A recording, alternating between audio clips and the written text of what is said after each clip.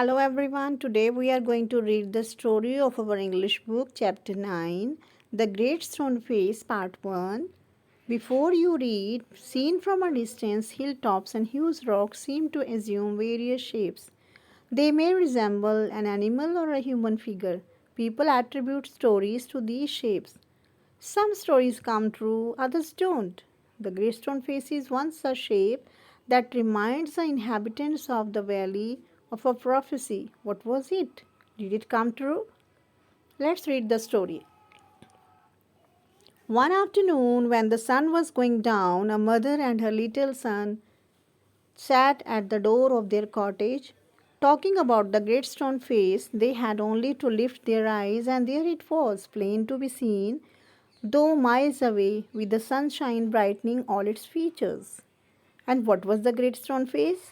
The great stone face was a work of nature formed on the perpendicular side of a mountain by some immense rocks which had been thrown together so that when viewed at a proper distance they resembled the features of a human face. If the spectator approached too near, he lost the outline of the enormous face and could see only a heap of gigantic rocks piled one upon another. But seen from a distance, the clouds clustering about it, the great stone face seemed positively to be alive. It was the belief of many people that the valley owed much of its vitality to the benign face that was continually beaming over it. A mother and her little boy, as we said earlier, sat at the door of their cottage, gazing at the great stone face and talking about it. The child's name was Ernest. Mother, said he, while the great stone face smiled on him, I wish it could speak, for it looks so very kindly that its voice must indeed be pleasant. If I ever see a man with such a face, I should love him and very much. If an old prophecy should come to pass, answered his mother, we may see a man sometime with exactly such a face as that. What do you mean by prophecy? Prophecy means the statement that tells what will happen in the future. What prophecy do you mean, dear mother? Eagerly inquired Ernest. Please tell me about it. So his mother told him a story that her own mother had told her when she herself was younger than little Ernest, that at some future day a child should be born near her who was destined to become the greatest and noblest person of his time, and whose face in manhood should bear an exact resemblance to the great stone face. Many still had faith in this old prophecy, but others took it to be nothing but idle talk. At all events, the great man of the prophecy had not yet appeared. Oh, mother, cried Ernest, clapping his hands above his head, I do hope that I shall live to see him. His mother was an affectionate and thoughtful woman. It was proper, she thought, not to discourage the fanciful hopes of a little boy. So she said to him, perhaps you may. And Ernest never forgot the story that his mother told him. It was always in his mind whenever he looked upon the great stone face. He spent his childhood in the log cottage where he was born, dutiful to his mother and helpful to her in many things, assisting her much with his little hands and more with his loving heart. In this manner, from a happy yet often pensive child, we grew up to be a mild and quiet youth. Ernest had had no teacher, but the great stone face became one to him. When the work of the day was over, he would gaze at it for hours until he began to imagine that those vast features recognized him and gave him a smile of kindness and encouragement. About this time, there went a rumor throughout the valley that the great man who was to bear a resemblance to the great stone face had appeared at last. It seems that many years before, a young man had left the valley and settled at a distant seaport, Gather Gold, which was his name. had set up as a shopkeeper and being sharp in business matters, had become so very rich that it would have taken him 100 years only to count his wealth. In time, he thought of his native valley and decided to go back there and end his days where he had been born. Anis had been deeply stirred by the idea that the great man, the noble man, the man of prophecy, after so many ages of delay, was at length to be seen in his native valley.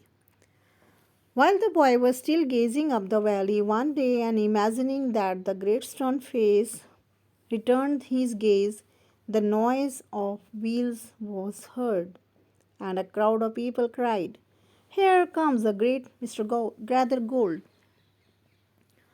A carriage drawn by 4 horses dashed down the turn of the road. Within it, thrust partly out of the window, appeared the face of an old man with yellow skin.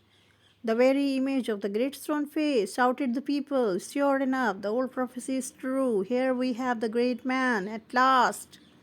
And what greatly puzzled Ernest, they seemed actually to believe that here was the likeness which they spoke of. He turned away sadly from the wrinkled shrewdness of that unpleasant face and gazed up the valley, where the stone face seemed to say, "He will come. Fear not, Ernest, the man will come."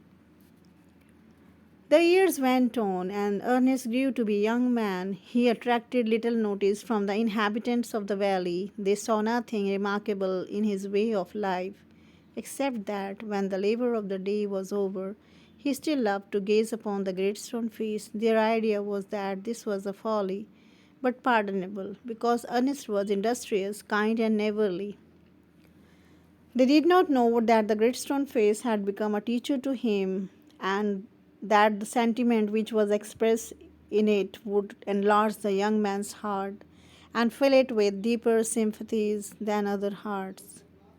They did not know that from this would come a better wisdom than could be learned from books. Neither did Ernest know that the thoughts which came to him so naturally in the fields and at the fireside were of a higher tone than those which all men shared with him. A simple soul, simple as when his mother first told him the old story, he beheld the marvelous face looking down the valley and still wondered why its human likeness was so long in coming. By this time, poor Mr. Gathergold was dead and buried. His wealth, which was the body and spirit of his existence, had disappeared before his death. Since the melting away of his gold, it had been generally agreed that there was no great likeness, after all, between the ruined merchant and the majestic face upon the mountain. It so happened that another son of the valley had become a soldier many years before. After a great deal of hard fighting, he was now a famous commander. He was known on the battlefield by the name of Blood and Thunder. Old and tired now, he had lately expressed a desire to return to his native valley. The inhabitants, his old neighbors, and their grown up children prepared to welcome the renowned commander. It was being said that at last the likeness of the great stone face had actually appeared. Great, therefore, was the excitement throughout the valley, and many people who had never once thought of glancing at the great stone face now spent much time in gazing at it for the sake of knowing exactly how General Blood and Thunder looked. On the day of the general's arrival, Ernest and all the other people of the valley left their work and proceeded to the spot where a great banquet had been appeared. Soldiers stood on guard, flags waved, and the crowd roared. Ernest was standing too far back to see Blood and Thunder's face. However, he could hear several voices. "It's the same face exactly," cried one man, dancing for joy. "Wonderfully like it, others, that's a fact," replied another. "And why not?" cried a third. "He is the greatest man of this or in any other age, beyond a doubt."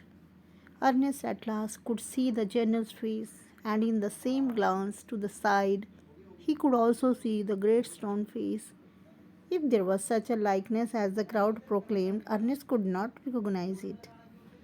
Fear not, Ernest, said his heart, as if the great stone face was whispering to him. Fear not, Ernest, he will come. So now let's do the comprehension check. You have to write the true or false against each of the following statements. The great stone face stood near where Ernest and his mother lived. False. One would clearly distinguish the features of the stone face only from a distance. True. Ernest loved his mother and helped her in her work. True. Though not very rich, Gathergold was a skillful merchant. False.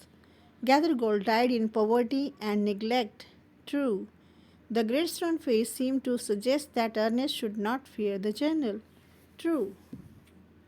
Thank you.